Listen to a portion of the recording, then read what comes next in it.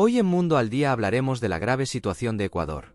Los grupos criminales le declararon la guerra al gobierno y ahora mismo el país es un caos.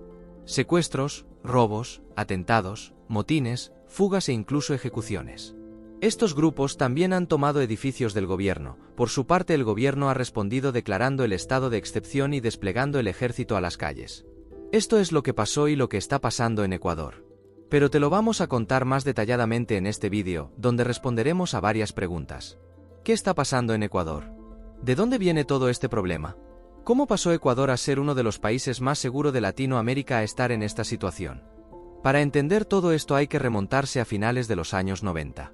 Ese año, Ecuador enfrentó la peor crisis económica de su historia. La razón principal de este problema es que su gobierno gasta más dinero del que tiene y no está controlado. Esta crisis se vio agravada por la caída del precio del petróleo. Recordemos que Ecuador es un país que depende mucho de la producción de petróleo. El caso es que todo eso provocó una gran inflación en el país y dejó a muchos bancos sin reservas para devolver el dinero a sus clientes. Esta crisis tuvo dos consecuencias principales.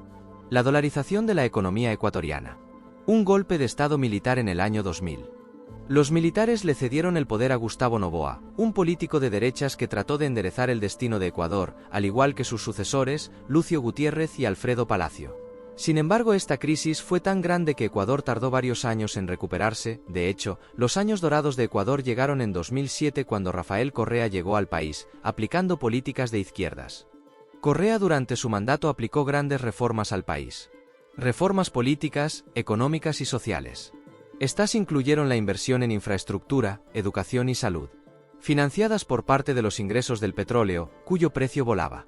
Claramente con estas políticas, la pobreza se redujo y Correa ganó mucho populismo y gente que lo apoyaba.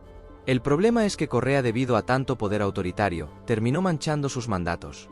Así entramos a 2017, cuando Correa ya no podía ser reelecto y en su lugar asumió Lenín Moreno, que recibió un regalo bastante envenenado por parte de Correa, y así fue como todo se iba complicando. Lenín Moreno asume con las cosas bastante complicadas, con el petróleo en picada hacia abajo, y Correa prófugo de Ecuador por cargos de corrupción. La economía ecuatoriana se empezó a resentir como era esperado. Moreno tuvo que hacer políticas de ajuste económico porque gracias a las políticas de Correa el Estado estaba gastando demasiado. Estos recortes conocidos como el paquetazo se quedaron con las clases más desfavorecidas. Además, a todo esto debemos sumarle el COVID, que pegó durísimo en todo Ecuador. Esto se debe a que, como antes mencioné, la economía de Ecuador estaba dolarizada, lo que provocó que el gobierno de Ecuador no pudiese imprimir billetes y así inyectar dinero al sistema, como hicieron casi todos los países del mundo durante la pandemia. Y os preguntaréis, ¿qué tendrá que ver todo esto con la situación actual de Ecuador? Pues vamos a hacer una recapitulación para que no nos perdamos. Por ahora tenemos un país muy endeudado, con una economía que necesita recortes, un país dependiente excesivamente del petróleo, unas instituciones corruptas y un Ecuador con las manos atadas ante eventos macroeconómicos internacionales por culpa de la dolarización. Desde 2017 la crisis económica ha sacudido a Ecuador, las desigualdades, la pobreza extrema y la falta de trabajo han vuelto con mucha fuerza al país. Todo esto produce delincuencia y hambre entre las clases más bajas de la sociedad, afectando a todo el país. Obviamente alguien tenía que sacar provecho de esta situación. Las mafias internacionales vieron una oportunidad en Ecuador para utilizar el país como base para sus operaciones logísticas y el blanqueo de dinero. El proceso es muy fácil, la droga se cultiva en Ecuador o en algún país vecino, y se envía a través de los puertos ecuatorianos a lugares como Guatemala o México. De esta manera los carteles mexicanos subcontratan el trabajo sucio a bandas de delincuentes ecuatorianos. Lo mismo ha hecho la mafia albanesa e italiana, que envían la droga desde Ecuador a Europa. Estas bandas, aprovechando que la moneda nacional es el dólar, blanquean el dinero en el país. Se calcula que en el país hay más de 1.500 bandas especializadas que incluyen el secuestro, la extorsión, ejecuciones, robos por violencia, atentados y todas las actividades que conlleva el crimen organizado.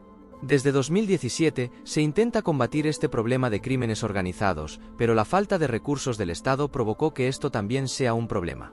Las bandas han tomado y controlado las cárceles, utilizándolas como bases de operaciones. Allí dentro gestionan negocios ilícitos y cobran por los diversos servicios. Obviamente esta situación es gracias a la corrupción que hay dentro del sistema penitenciario, que dejan entrar armas, drogas y diversos artículos ilegales. Esta situación empeora y de su mano también crece la inseguridad, la violencia y la delincuencia en el país. Por esto Ecuador se ha convertido en el país más inseguro de América Latina. Algo contrario a lo que sucedía hace años atrás, cuando Ecuador era uno de los países más seguros del continente. Este aumento de la delincuencia ha dado más poder a las bandas criminales, entre las que destaca los choneros, los lobos o los tiguerones. Estas bandas ya se atreven hasta a condicionar la política del país. En estos últimos tiempos, políticos como Fernando Villavicencio, candidato a la presidencia, y Agustín Intriago, alcalde de Manta, entre muchos otros, fueron asesinados. Lo que terminó de detonar fue la fuga de Fito, el líder de los choneros.